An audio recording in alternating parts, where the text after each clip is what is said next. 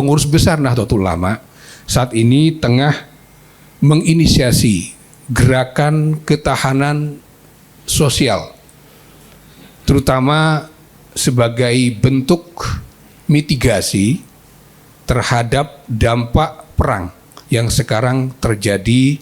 Dampaknya itu sudah langsung terasa di seluruh belahan dunia, termasuk di Indonesia. Kenaikan harga BBM, melambatnya pasokan arus energi dan sebagainya, ini semua akan berdampak.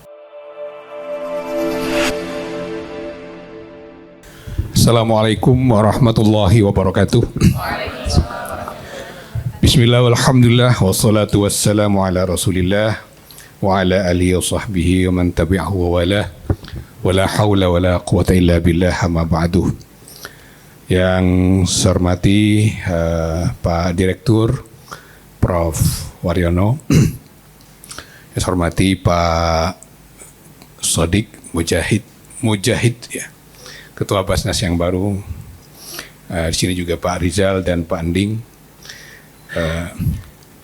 Yang saya hormati juga Pak Ketua Poros, Pak Imam Bukhari Muslim. Nggak ada imamnya ya? Pak Bukhari Muslim. Juga Sohibul Makan tadi, Pak Mustafa, Pak Daud dari BPKH, dan juga Pak Wildan, pengawas, para majelis tinggi Poros, ada Pak Andar, Pak Ade, dan juga Pak Amin Sudarsono, dan semua yang hadirin, mohon maaf saya tidak sebutkan satu persatu. Saya ikut tadi sudah di absen oleh MC di bagian awal. Alhamdulillah kita bersyukur kehadirat Allah Subhanahu wa taala. Pada siang hari ini kita bisa silaturahim dalam rangka halal bihalal, sekalipun ini sudah di ujung, tapi nggak ada salahnya. Yang penting seperti Pak Bukhari tadi bilang, kosong-kosong gitu. Atas nama pengurus besar Nahdlatul Ulama mengucapkan minal aidin wal faizin al makbulin kullu amin wa antum bi khair.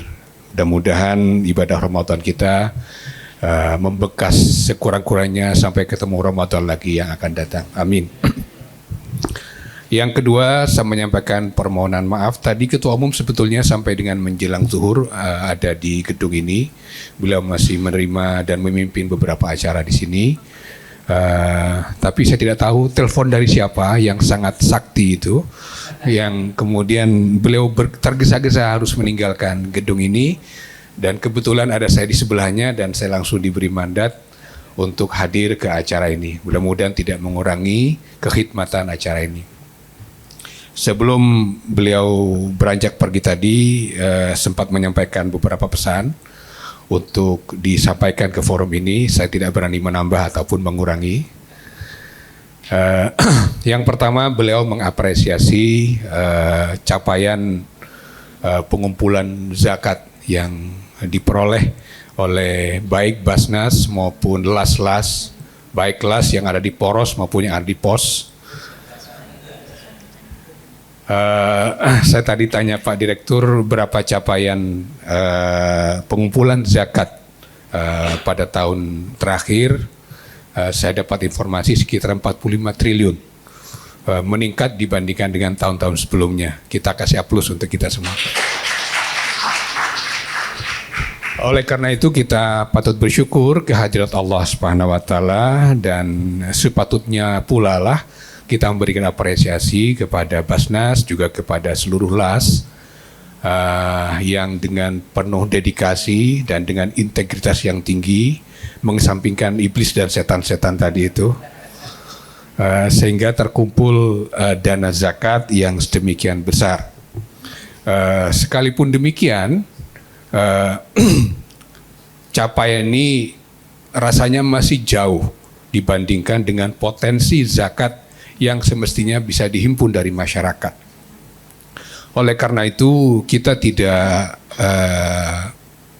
henti-hentinya untuk mengajak kita semua untuk terus meningkatkan semangat, motivasi, dan pengabdian kita untuk terus meningkatkan kinerja masing-masing LAS di dalam melakukan pengumpulan atau penghimpunan zakat.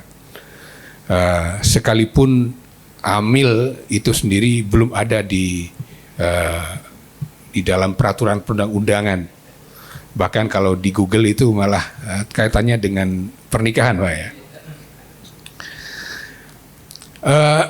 Yang kedua, sekalipun kita juga mengapresiasi capaian kinerja penghimpunan zakat, Ketua Umum juga mengharapkan kita melakukan transformasi dari kompetisi pengumpulan ke orkestrasi pemberdayaan.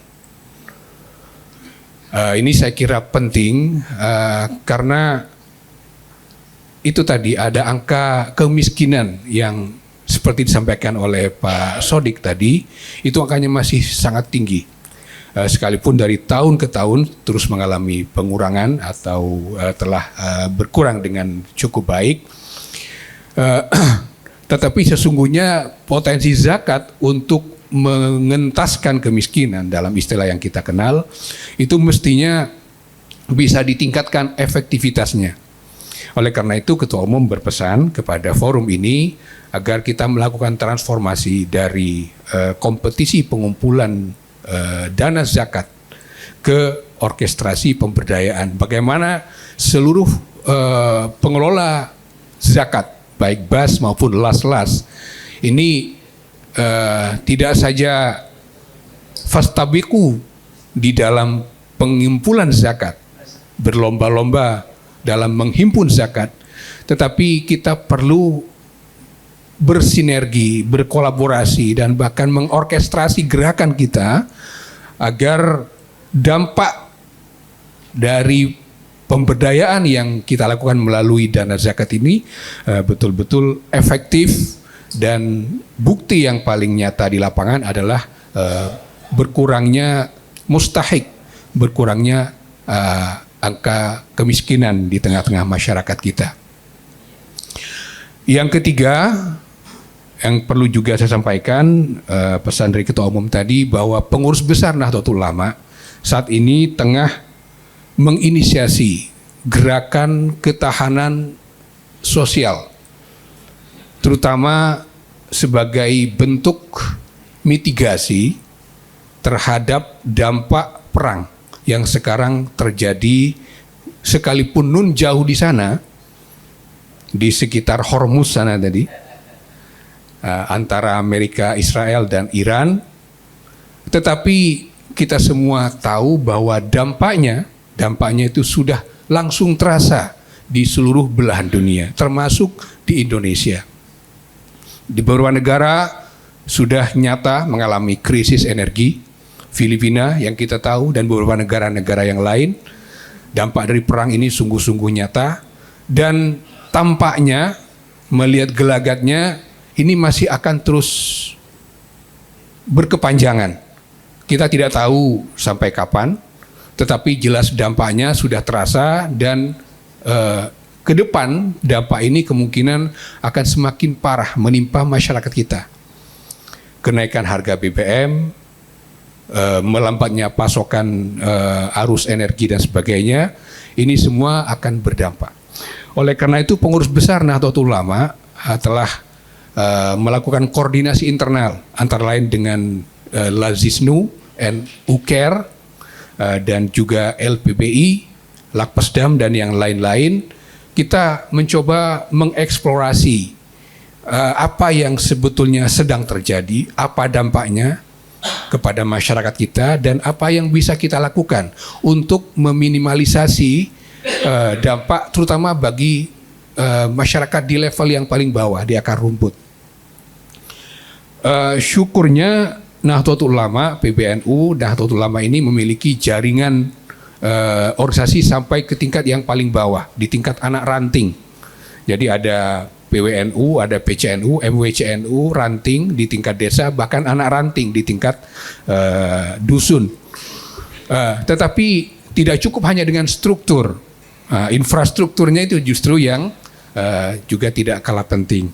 Dan untuk itu kami tengah menginisiasi satu gerakan gerakan untuk menguatkan apa yang disebut oleh Ketua Umum sebagai societal resilient, ketahanan di tingkat masyarakat. Ketahanan di tingkat masyarakat ini menjadi penting agar mereka tidak langsung terdampak oleh gejolak yang terjadi akibat perang yang tengah terjadi di Timur Tengah sana. Nah, salah satu instrumen yang saya kira penting untuk meningkatkan societal resilience itu adalah dana yang dihimpun dari para muzaki ini.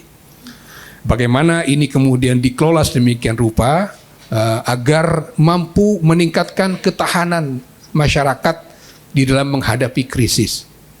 Oleh karena itu ini forum yang sangat berharga.